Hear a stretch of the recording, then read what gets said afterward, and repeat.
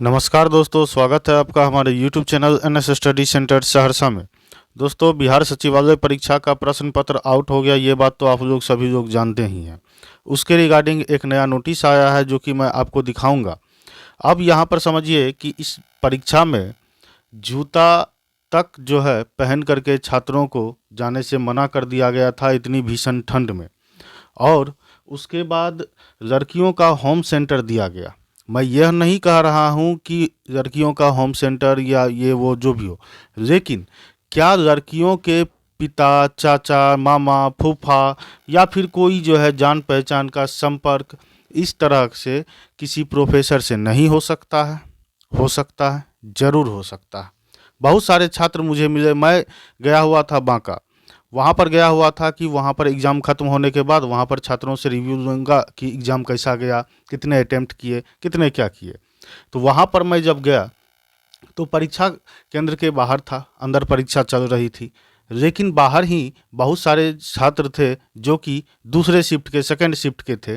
तो उन सभी छात्रों की बातों को सुना तो सब कह रहा है कि पेपर लीक हो गया, इधर उधर ये वो पूरा। फिर मैं यूट्यूब पे इधर उधर सर्च किया तो सच में देखा कि यहाँ पाया गया कि पेपर लीक हो गया। फिर छात्र के बाहर निकलने के बाद उनसे पूछा तो वे लोग कहते हैं कि हाँ, सचमुच हुबहू प्रश्न है।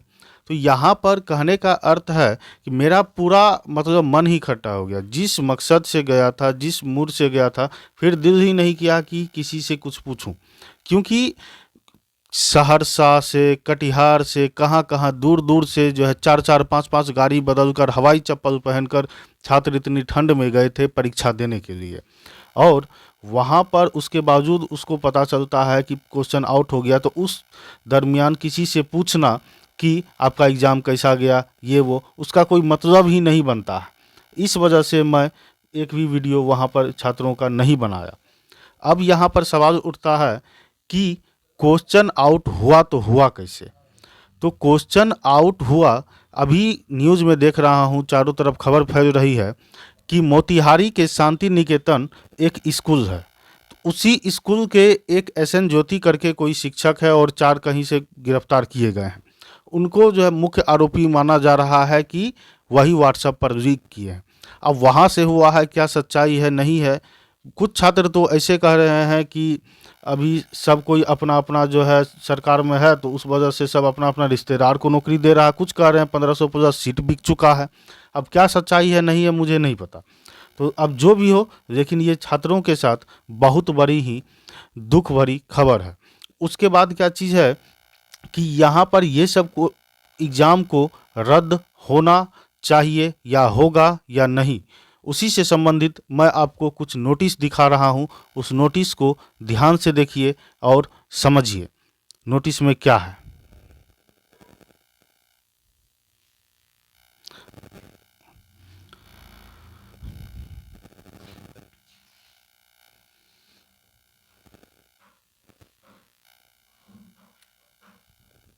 तो ये है आपका नोटिस।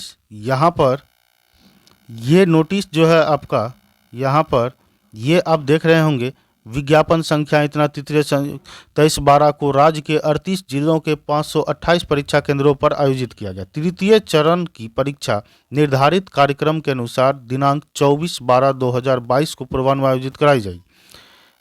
आज दोपहर 12:30 बजे विश्वस्त सूत्रों से व्हाट्सएप पर कुछ प्रश्नों के पन्ने प्राप्त हुए। यहाँ पर कह रहा है कुछ प्रश्नों के पन्ने।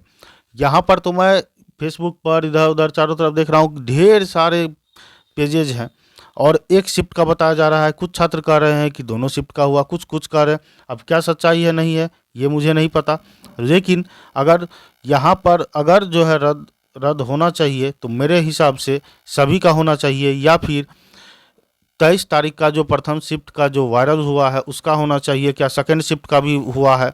ये सब आप लोग कमेंट करके बताइएगा। और यहाँ पर देखिए रद्द के संबंध में क्या है कि परीक्षा 10 बजे पूर्वान्ह से 12:15 तक था। प्राप्त जानकारी के अनुसार प्रश्न पुस्तिका के जो पृष्ठ व्हाट्सएप पर प्रकाशित किए गए उसके बारे में कहा जा रहा है कि 11:09 के बाद का है। तो 11:09 के बाद का है, तो 5 मिनट में जो है ना गूगल पर सर्च करके उसका आंसर, या बहुत बड़े शिक्षक सब रहते हैं जो कि उसका आंसर तुरंत बता देंगे। अब 5 मिनट उसको लगेगा OMR को भरने के लिए। तो यहाँ पर ही कह रहा है 11:09 के बाद का था। सोचिए, अब क्या कह रहे हैं कि इन प्रश्नों के उत्तर का आदान प्रदान किसी स्तर पर परीक्षा की अवधि के दौरान हुआ है।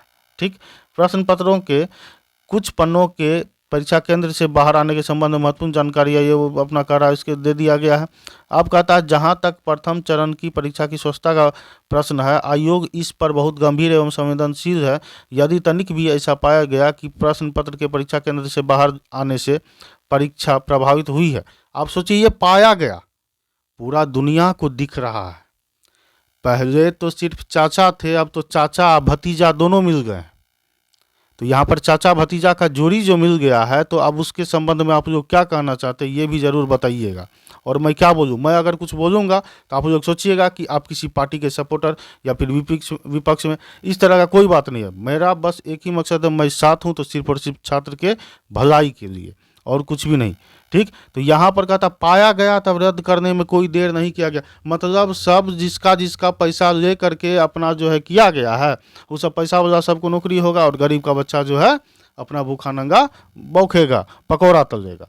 अब यहाँ पर क्या है नहीं है, इस धर जो है आप लोग देख लीजिए नोटिस में क्या किया गया है। अभी तक ये लोग नींद में सोए हुए हैं, इन लोगों को कोई मतलब ही नहीं है छात्रों का। बस 25 में चुनाव होगा, उसका कुछ जो है वादा कर दिया जाएगा, जिससे कि आराम से भतीजा जो है मुख्यमंत्री बनने का सपना, और चाचा जी जो है सीधा प्रधानमंत्री बनने का सपना, अब पूरा होगा नहीं होगा ये लोग भी आप लोग ही समझिए, और कमेंट करके बताइएगा क्या सही क्या गलत। अब आपको यहाँ पर इतना ये सब कुछ मैं जानकारी दे दिया हूँ, और कुछ भी नया अपडेट आता है तो मैं आपको ज़रूर ही इन्फॉर्म करूँगा। इसलिए नए हैं तो चैनल को सब्सक्राइब जरूर कीजिएगा, और वीडियो को लाइक करके, और जितने प्रश्न पूछा उसका कमेंट करके जवाब जरूर दीजिएगा। थैंक यू, जय हिंद।